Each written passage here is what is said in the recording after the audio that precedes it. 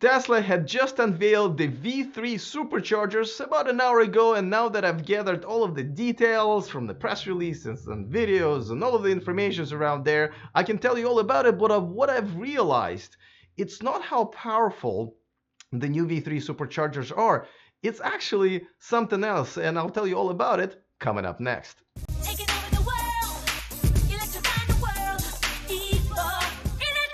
Welcome to E for Electric, your #1 source of unbiased electric car news. If this is your first time here and you'd like to stay up to date and most importantly, become a part of this amazing community, all you have to do is click on that subscribe button down there. It's free, and that way you won't miss anything moving forward. All right, as Elon Musk promised at 8 o'clock, around 8 o'clock Pacific time, they have unveiled the V3 Superchargers, and the specs are coming out. It's pretty impressive. So we're talking about 250 kilowatt a charge rate. Right now it's about 120, so pretty much double that.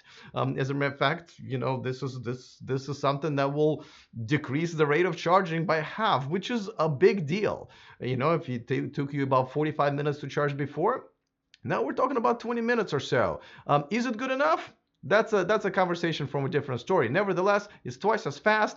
Tesla is basically saying is basically going to be 1,000 miles per hour at the peak rate. And by the way, just so you understand, 250 kilowatts, that's the peak rate, the maximum rate at which it can charge. Of course, it's up to the car. A lot of times car, you know, reach the peak about the 50% of the battery capacity and then kind of start going down. But nevertheless, it is much, much faster than what it is right now. Now, another thing that they announced that you will no longer have to be splitting the power between other stalls, other cars that are being charged. It's been a problem that a lot of Tesla owners have not only reported, but been annoyed by, including me, because you pull up and you don't know what kind of rate you can achieve, even though lately Tesla has been kind of trying to predict what it's going to be. But nevertheless, it's kind of it can really vary by a significant amount of time. So now it will be 100% dedicated. So that's another news. And another feature that they've announced, which kind of makes me wonder, why did they not do this before? Because it seems like it's just a software update. They basically go into precondition the battery if the car knows that you're going to a supercharger, right? If your next destination is a supercharger, it will start warming up your car, so the charge rate is ultimate from the very beginning by the time you get there. And they're saying it could actually increase the potential time that you save by about 25% just by that feature. So why only now? But hey, it is here, and I'm pretty sure people are going to be happy. Now, even though they have unveiled the V3 version today, it is not going to be accessible to everybody. First of all, it's going to be Tesla's early access program, whatever that is, and it only consists of Model 3 owners. Now, it will be rolled over, I think, in the next couple of months. They're basically saying in Q2 to the rest of the Model 3 fleet. The first actual non-beta supercharger location for the V3 will only start. They're going to start building it next month, so it's going to be a little bit, and after that they will be rolling out the software update for the rest of the fleet. Now, but let's just also mention that it looks like the 250 kilowatt rate is going to be rolled out to all of the Model 3s ever built, but it looks like Model S and Model X cars will probably not have that, even the ones that are being built right now. Now, Tesla said that they will increase the rate for Model S and Model X owners, but it looks like it's probably going to be at around 145 kilowatts. As a matter of fact, they said all V2 superchargers will go to 145 kilowatts at some point, but obviously Model S and Model X just don't have that capacity of 250 kilowatts. But at the same time, they will get an update at some point to increase it, by whatever it is. They're really not saying, and they're not saying when. And obviously, a lot of Model S and Model X owners are being kind of antsy about it because we want to know, right? Okay, now, By the way, here's the video that sorry, that's not the video. Here's the video that Tesla just released. It's literally like 15 seconds, but as you can see, this is what it's going to look like. When you actually get this, and it's, as you can see, 1,000 miles an hour, which is again only not going to happen, or 75 miles per 5 minutes. That can happen because you can technically charge at that high rate for 5 minutes, but not for the entire charging session, of course. So just be aware of that. Now, here's the thing. This is all great news, but this is not the actual amazing news because, as you know, there are fast charging stations all over the world that can charge at a much higher rate. This is me reporting from one of those stations last year, and this one can actually a fast charger at 350 kilowatts.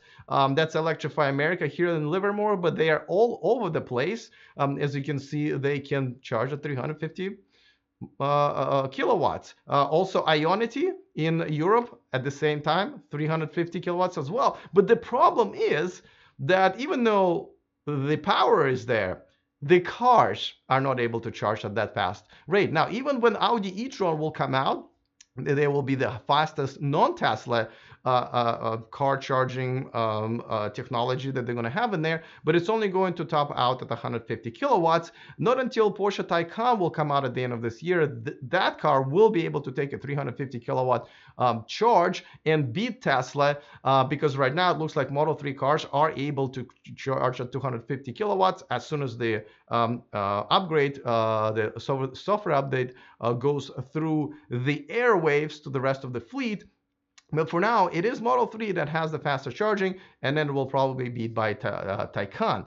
So again, what really here is not the biggest news is not that the V3 can dish it out, it's that the Model 3 can take it. And that, to me, is the biggest news, because 250 kilowatt charge, especially if this is going to be available even at the $35,000 version, which it looks like it will from their press release, then it's impressive. That even makes that car even worth even more money. So that's good news all around. Again, I think it's more about Model 3 taking it rather than V3 dishing it out. All right. Well, let's talk about positives and negatives about what just happened, about all of the information we just got. Before that, of course, I want to remind you that this video and this channel is sponsored by Evonex, the aftermarket accessories for all Teslas that can supercharge at V3 and V2. Doesn't matter.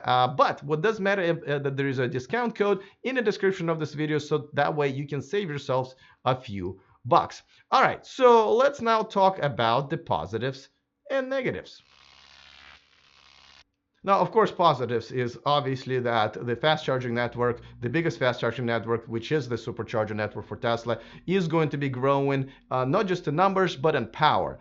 To me, the biggest, of course, positive is that it is the Model 3 that's been, manufactured for over the year now. Now is able to take that they just had it in there all along. I'm kind of surprised that nobody kind of discovered that, right? I mean, with all the teardowns and stuff like that. So maybe I don't understand something. So that's great. And of course, the fact that even Model S and Model X owners will get a bit of a perk and be able to charge a little bit faster, that's of course also positive. And just out of all this negative news that Tesla has been getting out there, this is a good thing. And of course, with the Model Y unveiling, hopefully they can get back on track with the positive news. But of course, there's positive, there's negative. So let's talk about that right now. Now, it is great that Model 3 can charge at that rate. However, it looks like Model S and Model X won't. Not that the cars were made, in the past year, 2 or 5 years.